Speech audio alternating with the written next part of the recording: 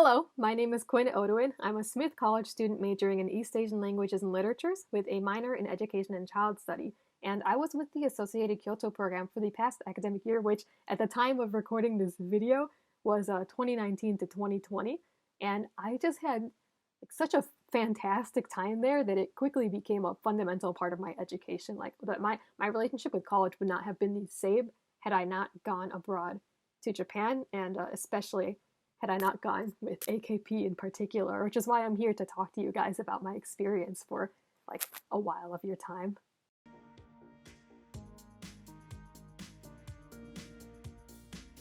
So I wanted rigorous immersion for both just language learning purposes, of course, and so that I could feel more connected with the culture or the people that created it. Learning Japanese by itself, just academically in my classrooms in America, was already very enjoyable on a base level. I'm sure many people can relate to that. But I wanted to experience Japan on a more personal level, to leverage my studies, to give meaning to what I was doing. And also, Japan is just a cool place. Who doesn't want to just go to Japan? There's three things that I can say about this, and the first one is, of course, just its straight-up location. It is in the heart of Kyoto, which gives you all kinds of opportunities to visit like touchstones in Japan with a lot of cultural history. And during my year in Japan, I visited countless shrines, temples, museums, performing arts theaters, like all kinds of things. I can't even list it off the top of my head because there were so many. All of which brought a certain depth to my education that I would not have known had I studied solely from my home country of America. And the second thing would be my homestay, or the homestay that all of the students get to experience during their semester or year abroad. You get to experience a Japanese person's daily life by living alongside a host family in Kyoto. And it's just this fantastic opportunity to practice your language skills, as well as develop a deep relationship with Japanese people.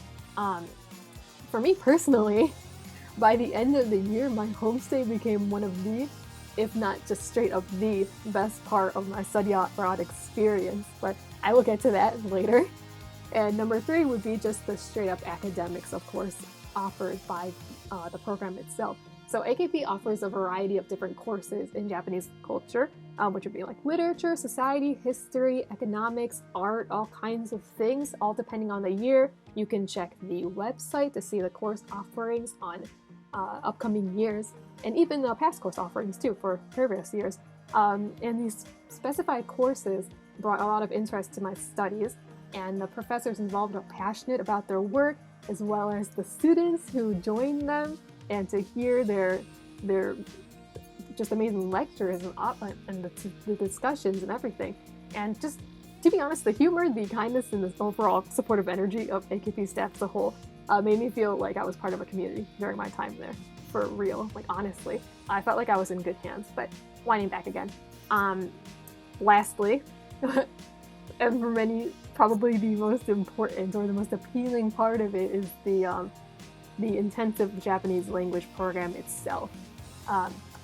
The Japanese language classes come in two 50-minute sessions with a 10-minute break in the middle, and I genuinely feel like alongside with just being in Japan and being immersed with the language just on a constant basis, that intensive, long, just consistent meetings or courses are just so important to my development and my language skills. Like, I loved it. You would think that 2 hours essentially would become a bit of a drag, but if you're going to Japan because you really want to learn Japanese, like what better than to have courses that are this like hardcore, really.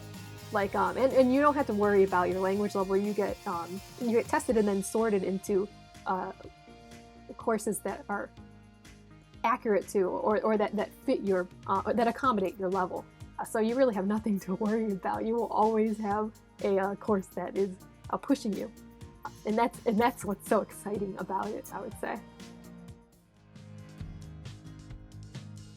I actually really enjoyed all of my elective courses. I had courses on awesome like things as well. I had courses on gender and sexuality. I had courses on analyzing Japanese films in their historical context, all kinds of really just interesting things.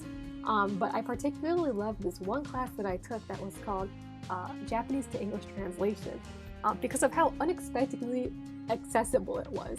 Similar to the way that AKP, as I mentioned just before, sorts their students into respective Japanese language classes depending on their level, the course was fun and it was easy to grasp for everyone, regardless of where they were coming from. We were all in the same classroom, but we were all able to sort of approach translation or the study of translation because we were taught so much about the methodology of translation and issues of translating Japanese specifically that really turned the gears in the heads of just everyone who was there. It was just such an interesting class. And my perspective from before I enrolled and after like leaving it changed from, oh man, I'm not good enough at Japan to translate native texts yet. I probably shouldn't enroll in a course like this. I should enroll in like a different one, like, right? To the much more carefree and like just much more enthusiastic one, which would be like, this is such an interesting text. How in the world would you even begin to start translating this to English? It's just such an exciting change.